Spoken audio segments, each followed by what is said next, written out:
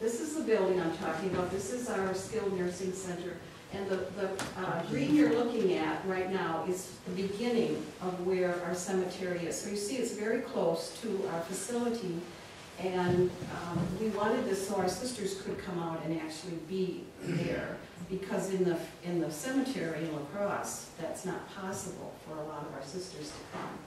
Okay. And this is looking the other direction.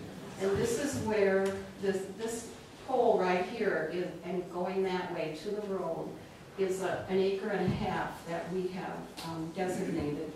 And it's, as you see, it was grass at that point, and as you see, it overlooks a beautiful view. We're on the bluffs, and way in the background, you see we have hermitages back there, so it's a very quiet and private area. Okay. And this is what we decided to do. This is, again, it's looking back. We had it surveyed in circles. We have 17 circles with 6 graves each. And this part here is where we were standing, the road. So there's like 14 up there and 3, does that make 17? Yeah. 3 here. So you see there's a lot of open space. And what we wanted to do was, our land did have a lot of prairie on it originally, maybe not right here, but out in the wooded area. And so we decided to restore this to prairie. And you'll see that in some of the coming pictures. What we talked about maybe doing it back in the area where it's more wooded and natural, but then it would have been too difficult to get to because there aren't roads, and we would have had to do a lot more work on that. Okay. I'm just going to go quickly through this because this is what I've used for other things. We work with the funeral director and the villa staff so that there's really, the staff knows that the sister has chosen green burial, and right now Joe Shams is the only one of the funeral directors who's helping us pick this. So they have to know to immediately call Joe and to make sure that all these other things are ready, that the funeral liturgy is ready, that their garment is ready, and that we inform family of the sister's changing condition so they can come before death rather than after death. Okay. And this is a sample of the garment that our sister who's here has made. She's made them in different colors, as 100% cotton as possible, no zippers, buttons, that kind of thing. So we're hoping to do that with our sisters. We can also make our own. I've made my own, and it's quite a, those of you who've done that, it's just an interesting and a very, it's a great experience, yes. Yeah. Okay. And then this is the container that we use, and I noticed there's one out here, and this is similar, except one of our carpenters does this, and he made holes for handles. This was the first one, and now we've put a hole in the ends also, so that it's easier to carry. And then there's a wrap that goes around the outside, like a blanket or a sheet that will fold over the edges, and then will get wrapped around the person as they died. We decided to do this because one of the requirements that the township put on us was to bury 5.5 feet deep. And we tried to disagree with that, but they were so concerned about what was going to happen in the ground and if wild animals were going to come and dig it up, that we gave. But only after that did I read that that's not a good death for the body to break down. So anyway, that's one of the things that we hope in the future we can change, but right now. And so in order to lower someone that far, we felt we needed something solid.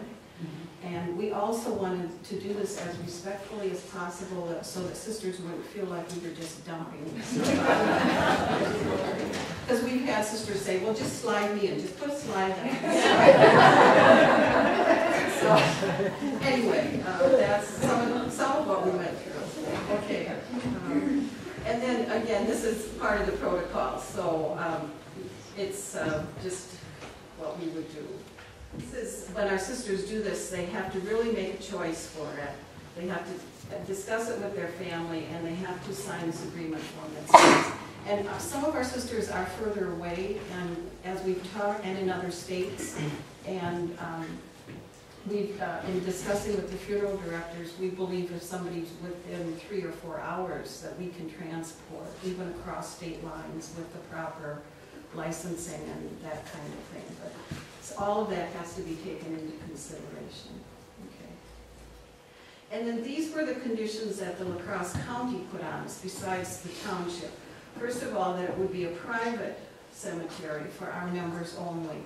Now, as you see, we have 102 graves. We right now have buried 4 sisters, and we have 29 others who are on the list that have signed this. So there's lots of space.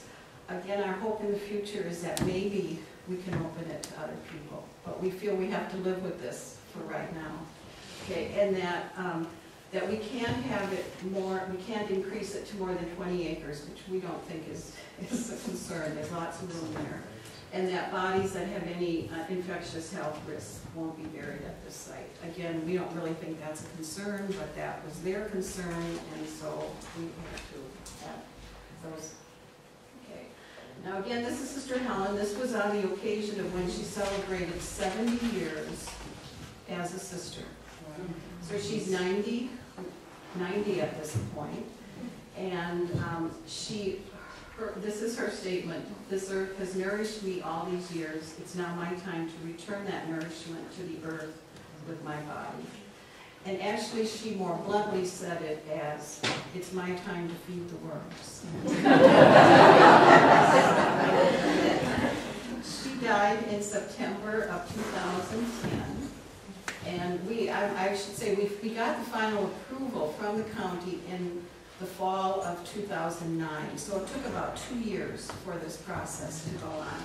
And this is her funeral, and you can't see that real well. But that's her. You're simply being buried, okay. We're missing some shades in this room. And then this is out at the burial site. And again, as you see, we decided that we needed to use a grave digger to dig that deep, and to have a lowering device for it. So you'll see that we've just put the wrapping around her and have tied it so that it doesn't fly open, and it's ready to be lowered there. And then this is the site. We took the grass out in as natural way as we could. And I don't know if you can see that, but her grave there, the little flags are the markings of the other plots. And so that was her grave, okay? And then one of the things that we've invited our sisters or family to do is we keep some extra prairie seeds, and they can toss the seeds onto the grave. Okay. And then this, we seeded the prairie that fall, which would have been 2010. And so this was what we got next summer. We were told it'll take 3 to 5 years for really good growth. This is Sister Helen's grave. You can see what they've tossed on there had grown. And then the 3 others after that are still pretty bare. And because one died that following winter and 2 last summer. So, and then this is a temporary signage. We're still debating how we're going to mark the graves. Some of us would like to just have something at the beginning in its natural way, saying these are the sisters buried here. Others think that they have to know exactly where somebody's buried, and so that's what we also want to see how the prairie's going to develop, because we planted the lower growing prairie in this upper part, and then taller grasses down the hill. There's a few weeds in here too. You see a few dandelions, but they tried to take care of that last winter. So, okay, I think that's great. Thanks, Jen. Okay.